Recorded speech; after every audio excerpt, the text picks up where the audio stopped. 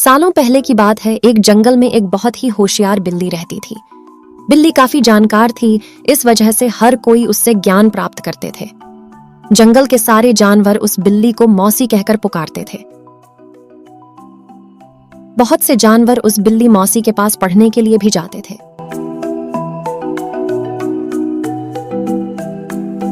उसी जंगल में एक शेर रहता था। एक दिन बिल्ली मौसी के पास शेर भी पढ़ने के लिए आया।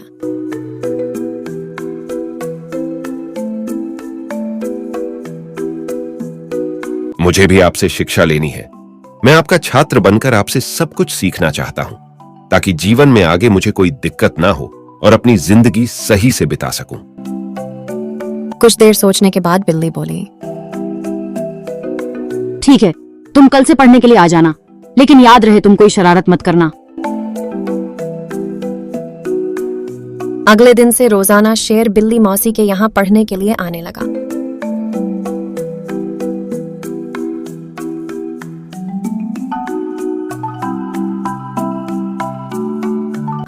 तीन महीने में शेर इतना समझदार हो गया कि बिल्ली ने उससे कहा,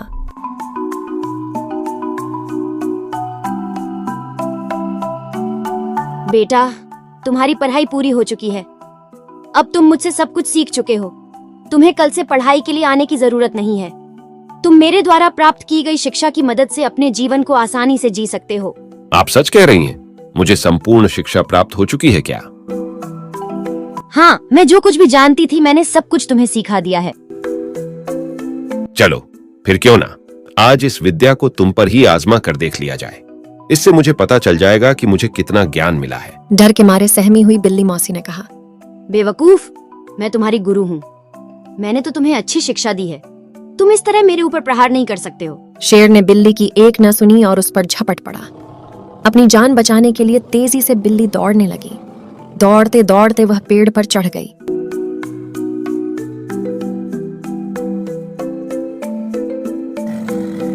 बिल्ली को पेड़ पर चढ़ा हुआ देखकर शेर ने कहा, तुमने मुझे पेड़ पर चढ़ना नहीं सिखाया। तुमने मुझे पूरा ज्ञान नहीं दिया। मौसी, तुमने मेरे साथ अच्छा नहीं किया है। मैं तुम्हें मार डालूंगा।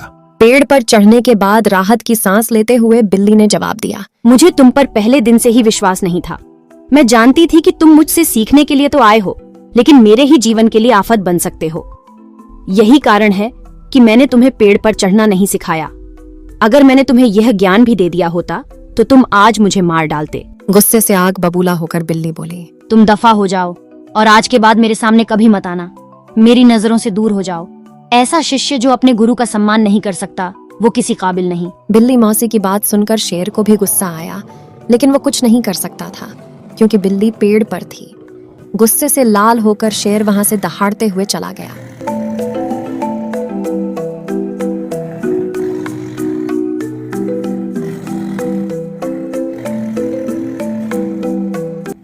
इस कहानी से हमें ये सीख मिलती है कि किसी पर भी आंखें मूंद कर भरोसा नहीं करना चाहिए।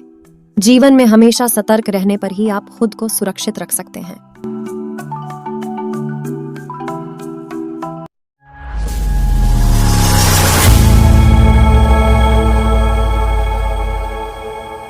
एक जंगल में एक शेर रहता था। वही कौवा और लोमड्डी भी शेर के साथ रहते थे। वे दोनों शेर की खातिरदारी करते थे। दोनों शेर के साथ शिकार पर जाते थे और शेर के खाने के बाद जो कुछ भी बच जाता वह खाकर अपना पेट भर लेते थे।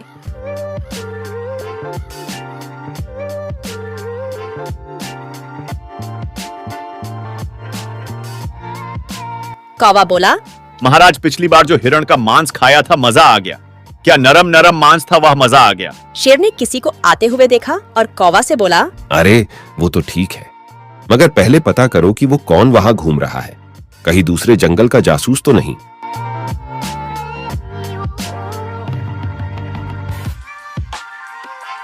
कौवा उड़ता हुआ ऊंट के पास गया और बोला, अरे ओ भाई, तुम कौन हो और यहाँ क्या कर रहे हो? क्या बताऊं भाई, 2 दिन से भटकते भटकते यहाँ पहुँचा हूँ। मैं अपने झुंड से बिछड़ गया हूँ। कौवा ये सूचना शेर को देने वापस चला जाता है।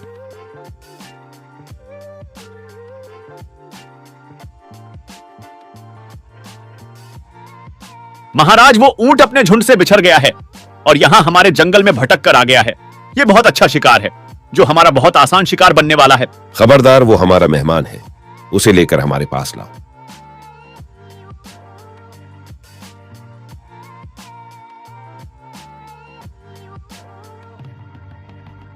अरे ओ ऊंट, चलो, हमारे महाराज ने तुम्हें बुलाया है। ऊंट को शेर के पास लाया जाता है। ऊंट ने शेर से कहा, नमस्कार महाराज, मैं गलती से यहाँ पहुँच गया हूँ, मुझे माफ कर दें। कोई बात नहीं, आज से तुम हमारे मेहमान हो और जब तक तुम्हारे झुंड का पता नहीं लग जाता तुम हमारे साथ ही रहोगे। ये सुनकर कौवा और लोमड़ी अपने होठों पर जीभ फेरते रह गया। एक दिन शेर की लड़ाई एक बलवान हाथी से हो गई। इस लड़ाई में शेर घायल हो चुका था और शिकार करने की हालत में नहीं था। इससे कौवा और लोमड़ी को शिकार नहीं मिल पाया था। वहीं ऊंट अपना पेट पत्तियां खाकर भर लेता था। दोनों हर रोज ऊंट को अपना शिकार बनाने की फिराक में लगा रहता था।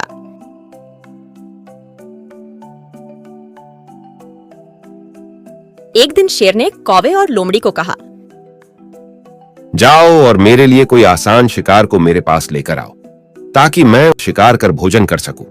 मैं बहुत कमजोर महसूस कर रहा हूं। महाराज के कहे अनुसार दोनों आसान शिकार को ढूंढने के लिए निकल पड़ा। दोनों ने बहुत कोशिश की मगर उन्हें कुछ नहीं मिला। दोनों खाली हाथ वापस आ गए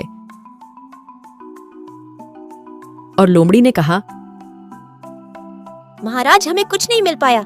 हमें तो सबसे आसान शिकार ऊंट ही लग रहा है। मैं ऊंट को खा तो लूंगा अगर वह खुशी खुशी हमें अपने आप को सौंप दे। वो हम पर छोड़ दे महाराज।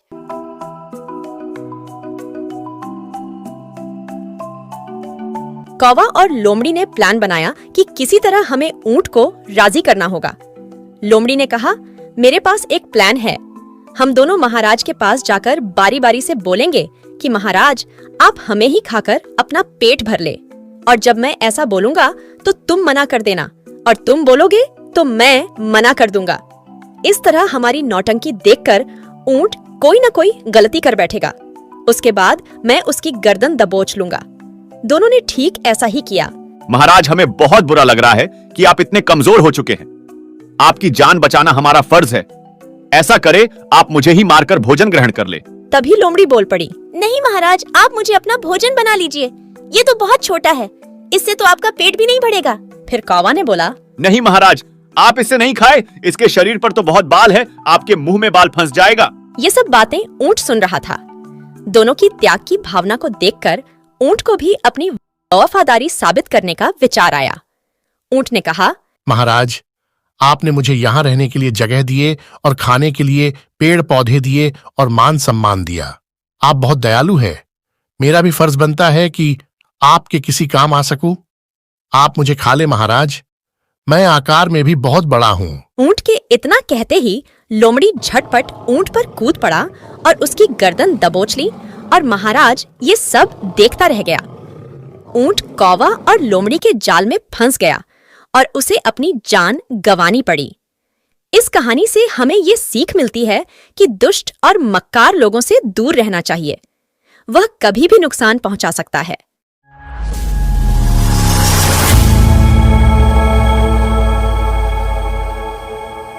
एक विशाल जंगल था जहां ऊंट और जेबरा रहा करता था।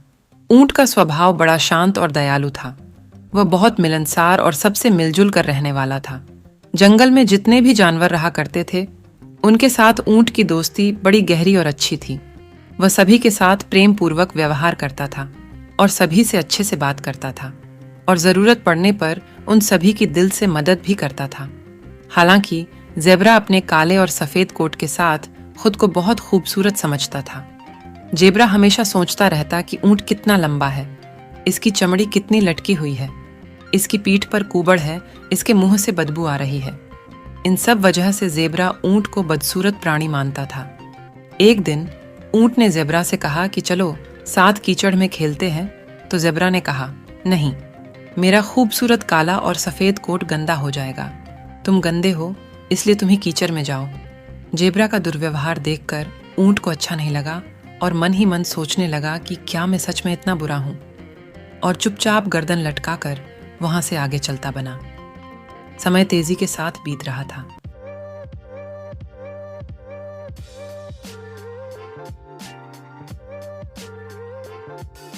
समय बीते देर नहीं लगती, फिर गर्मियों का मौसम आया।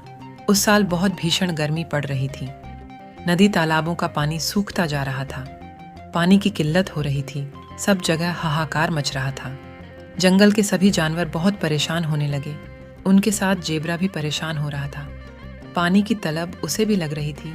जीने मरने की नौबत तो उसके सामने भी थी। उनको देखकर जेब्रा बड़े परेशान होने लगा और चिंतित होकर सोचने लगा, ऊंट इतना शांत कैसे है? उससे रहा नहीं गया और उसने ऊंट से आखिरकार पूछ ही लिया कि तुम शांत कैसे हो?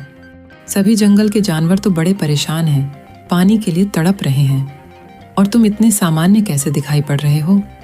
जेब्रा की बात सुनकर ऊंट ने भी बड़ा प्यारा जवाब दिया और हंसकर कहा कि मैं बदसूरत हूं ना, इसलिए मुझे पानी की कोई चिंता ही नहीं है। ऊंट का जवाब जेब्रा समझ ही नहीं पाया। जेब्रा ने कहा, इसका क्या मतलब है?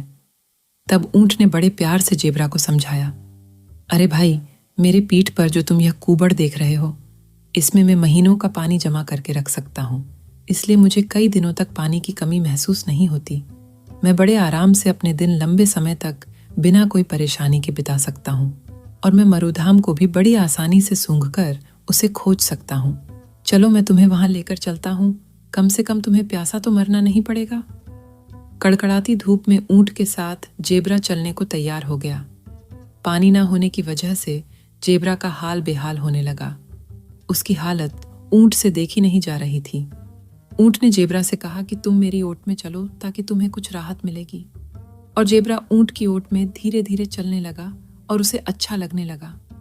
रेतीले मरुस्थल पर दोनों तेजी से आगे बढ़ रहे थे और तभी अचानक रेत की तेज आंधियां चलने लगीं और जेब्रा की आंखों में रेत की आंधियां चुभने लगीं। तभी ऊंट ने जेब्रा को बताया कि मेरी बड़ी बड़ी पलकों के कारण मैं ऐसे रेतीले आंधी वाले खतरनाक तूफानों को बड़ी आसानी से बर्दाश्त कर सकता हूँ।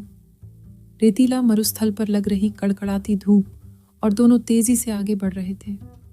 गर्म रेत होने की वजह से जेब्रा के पैर जलने लगे और यह देखकर जेब्रा ने फिर ऊंट से कहा कि तुम इतनी तपती गर्म रेत पर कैसे बड़ी आसानी से चल सकते हो? मुझे तो चलने में बड़ी तकलीफ हो रही है। ऊंट ने अपने अंदाज में फिर से जेब्रा को जवाब दिया और कहा कि पहले तुम मेरे पीठ पर बैठ जाओ, तुम्हारे पैर जल रहे होंगे, और कहा कि मेरे पैरों में जो ये खुद देख रहे हो जो लगे हुए हैं, इनकी वजह से बड़ी आसानी से चल सकता हूँ, मुझे कोई तकलीफ नहीं होती। यह गर्म रेत में चलने में मेरी बहुत मदद करते हैं। मरुद्यान पर पहुंचकर ऊंट ने जेब्रा को उतारा और कहा कि यह जगह पूरी पानी से भरपूर है, तुम यहाँ बड़ी आसानी से रह सकते हो, तुम्हें यहाँ पर कोई परेशानी नहीं होगी। जेब्रा को अपनी ही बातों पर बड़ी शर्मिंदगी महसूस हो रही थी। इतनी मदद करने के लिए जेब्रा ने ऊंट को धन्यवाद कहा और अपने व्यवहार के लिए माफी भी मांगी। मैंने तुम्हें न जाने क्या क्या कह दिया, मैं तुम्हें समझ नहीं पाया, मैं तुमसे फिर एक बार माफी मांग रहा हूँ, क्या तुम मेरी इस व्यवहार के लिए मुझे माफ कर पाओगे? ऊंट ने मुस्कुराहट के साथ जेब्रा को माफ कर दिया। उस दिन से फिर दोनों अच्छे गहरे दोस्त बन गए। कहानी के माध्यम से हमें यह सीखने को मिलता है कि कभी भी खूबसूरती के पीछे ना भागे। कभी कभी बदसूरत चीज भी हमारे बड़े काम आती है, बस हमें वह दिखाई नहीं देती।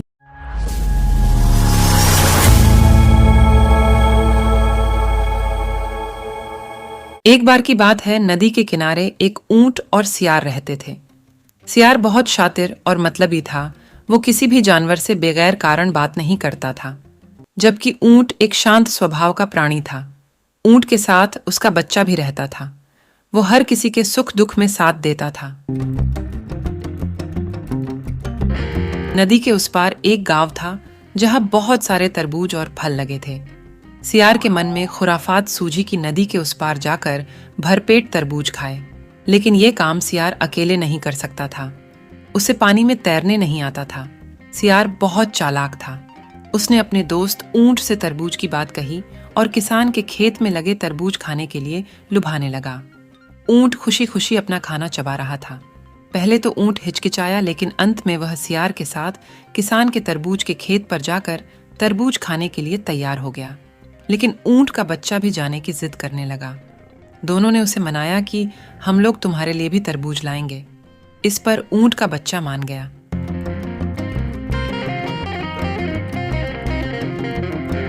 सियार ऊंट की पीठ पर बैठ गया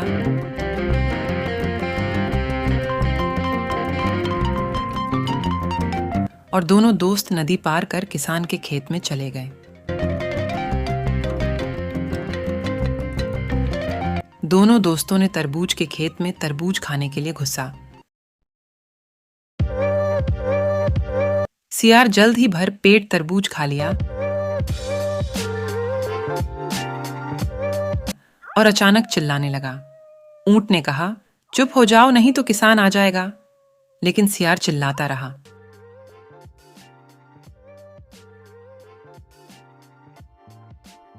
किसान दौड़ते हुए खेत में आ गया। चालाक सियार खेत में छुप गया, लेकिन बेचारा ऊंट लंबा होने के कारण ऐसा नहीं कर सका। किसान ने उसे पीटा और भगा दिया। ऊंट भरपेट तरबूज भी नहीं खा पाया था और अपने बच्चे से किया वादा भी पूरा नहीं कर पाया।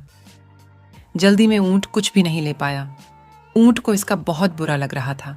सियार नदी के किनारे ऊंट का इंतजार कर रहा था। उसने कहा, क्षमा करें भाई, लेकिन मुझे रात के खाने के बाद गाने की आदत है। मुझे आशा है कि आपने इसे ज्यादा बुरा नहीं माना होगा। ऊंट ने कुछ नहीं कहा। उसने सियार को अपनी पीठ पर बिठाकर नदी में प्रवेश किया।